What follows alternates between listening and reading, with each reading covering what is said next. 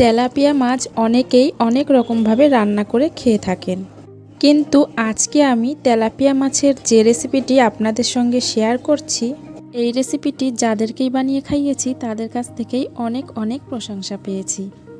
ভিডিওটি আপনারা শুরু থেকে শেষ পর্যন্ত সম্পূর্ণ দেখবেন। আশা করছি আপনাদেরও এই রেসিপিটি অনেক ভালো লাগবে।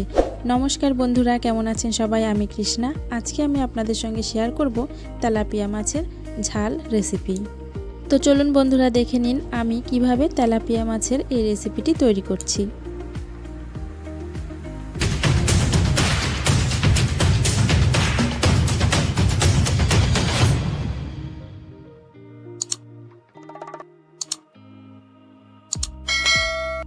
আমি এখানে 4 পিস মাঝারি সাইজের তেলাপিয়া মাছ ভালোভাবে কেটে ধুয়ে পরিষ্কার করে নিয়েছি, আর মাঝখান থেকে একটু করে কাট লাগিয়ে নিয়েছি যাতে ভালোভাবে তেল মশলা মাছের মধ্যে চলে যেতে পারে।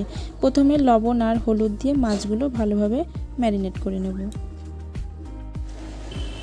এখানে আমি নিয়ে নিয়েছি 1 টুকরো আদা, 4টে কাঁচা লঙ্কা রেড কালারের, গোটা ধনে, গোটা জিরে, গোটা মৌরি সব আমি পেস্ট করে নেব একসঙ্গে। কড়াইতে তেল গরম হয়ে গেছে, এবার মাছগুলো ভেজে নেব।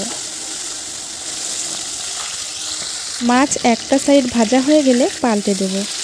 মাছগুলো খুব বেশি কড়া করে ভাজার দরকার নেই, হালকা করে ভেজে নিলেই হবে।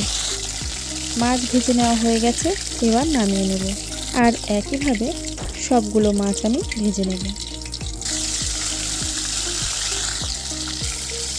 সবগুলো মাছ ভেজে নেওয়া হয়ে গেছে, এবার আমি তেলের মধ্যে ফোড়নের জন্য দিয়ে দিচ্ছি কালো জিরে, আর দিয়ে দিলাম লবণ আর হলুদ গুঁড়ো, দিয়ে তেলের সঙ্গে একটু মিশিয়ে নেব। এবার পেস্ট করে রাখা মশলাগুলো দিয়ে দেব। মশলাগুলো ভালোভাবে নেড়েচেড়ে কষিয়ে নিতে হবে। মশলা থেকে তেল ছেড়ে দিয়েছে, এবার দিয়ে দিচ্ছি একটু লঙ্কা গুঁড়ো, দিয়ে ভালোভাবে নেড়েচেড়ে মিশিয়ে নিচ্ছি। এবার দিয়ে দেব একটা টমেটো, একটু বড় বড় টুকরো করে কেটে নিয়েছি।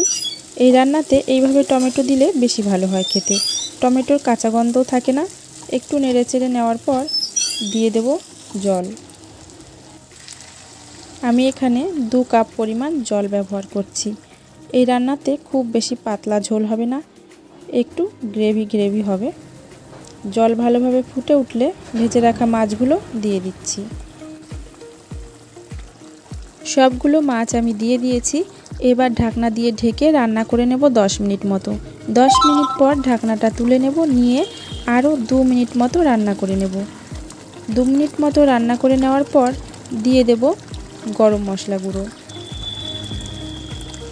গরম মশলা গুঁড়ো দিয়ে আরও 1 মিনিট রান্না করে নেব। তারপর দিয়ে দিচ্ছি চিড়ে রাখা 4-5টা কাঁচা লঙ্কা। তেলাপিয়া মাছের ঝাল একদম রেডি হয়ে গেছে, এবার কড়াই থেকে নামিয়ে নেব। তো বন্ধুরা, এই ছিল আমার তেলাপিয়া মাছের ঝাল রেসিপি। আপনারা দেখতেই পেলেন কত অল্প সময়ে আর অল্প উপকরণে রেসিপিটি তৈরি হয়ে গেল। রেসিপিটি আপনাদের কেমন লেগেছে কমেন্টের মাধ্যমে অবশ্যই জানাবেন। আর ভিডিওটি ভালো লাগলে অবশ্যই একটি লাইক করবেন, শেয়ার করবেন, আর আমার চ্যানেলটিকে সাবস্ক্রাইব করতে ভুলবেন না কিন্তু। পাশে থাকা বেল আইকনটি অন করে রাখুন, যাতে আমার দেওয়া নতুন নতুন ভিডিও সবার আগে আপনাদের কাছে পৌঁছে যায়। সবাই ভালো থাকবেন, সুস্থ থাকবেন। ধন্যবাদ।